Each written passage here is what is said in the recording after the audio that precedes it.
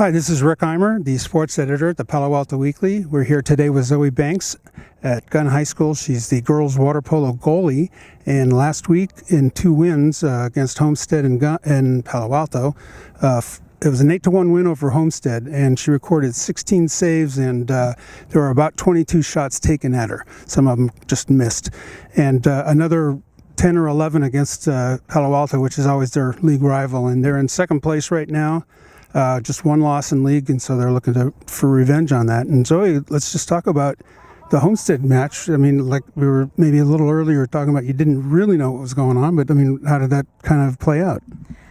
I think that in the game I didn't notice they were taking so many shots, but I was just doing my best to go for a shutout. It was a bummer at the end that they got that 5-meter, but there's not a lot that I can do about it, and it was a great shot anyways. So I was just happy that I almost got a shutout. So. Yeah, it's kind of like a one-hitter in baseball or something. It's a really good, and of course, beating Palo Alto is always fun, I'm sure. And some of those players are your teammates, right? And at Stanford, kind of talk about what it is to get in the pool and face them instead of playing with them. I think it's really exciting. It kind of gives me a little bit of insight into how they play and what kind of players they are. But I don't know, with those players, I haven't played with them in quite a while, actually. We've just kind of missed each other on Stanford teams. But I guess I've had some experience against them, and it's great to see them in the pool. It's exciting, kind of nerve-wracking, because they know you and you know them. But I really enjoy playing against my teammates. And of course, you get to boast about whatever when you see him the next time. And you've been with the U.S. national team in a couple of levels. I should have looked this up, but where have you gone with the team, and where's some of the places and some of the places you've played? I've actually only traveled internationally.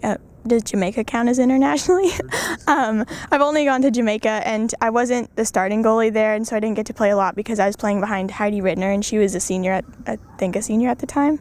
And she's amazing. But just the experience of getting to go and watch such great water polo and follow her was just absolutely amazing, and I had such a great time. And then besides that, we've just kind of traveled around California, played different college teams. We've gotten to scrimmage different college teams like UCLA and USC and UC Santa Barbara when I was a sophomore. So I haven't traveled too much with them, but just getting the experience to take on these college teams and just other great players in the national team was just an awesome experience.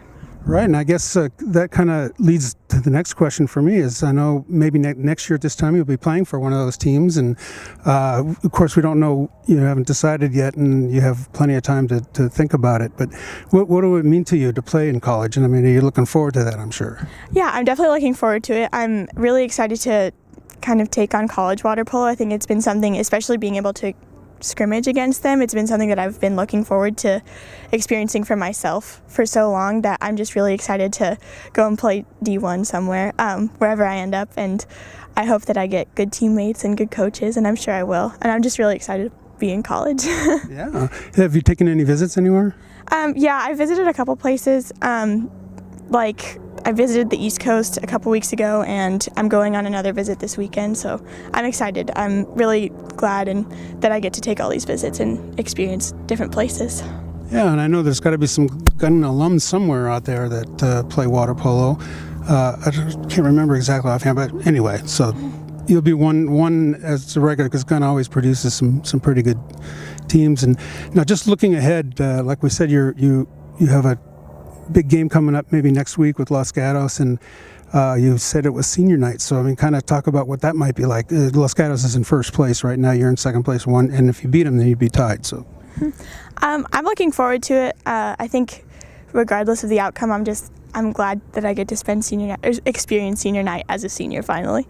I think that there will be a lot of pressure on us, but I think that hopefully we're going to handle it well and really be pumped up for that game. I know I will, just having it being senior night and kind of our rival team.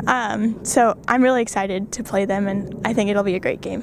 Yeah, and then one last question. I would be remiss if I didn't ask you about the goal you scored against, I can't remember who it was, but it was at the end of a period, and I know you just kind of most of the time try to send it down there just in case, but kind of talk about that. I think it was a last second hope for the best kind of situation. I don't know, that's something that we have done in a couple different games, but it doesn't always pan out the way we hope it does. but I was just really glad that I got to score in that game. It was against St. Francis, and they're always such a great team. It was exciting for me to be able to do something like that against such a great team. So. Yeah, that's right. Yeah, it was a perfect goal. It was some of your field players would have loved to have been jealous of that.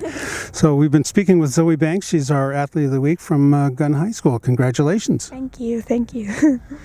And if you'd care to find out about next week's Athlete of the Week, please hit the subscribe button or visit us at pasportsonline.com.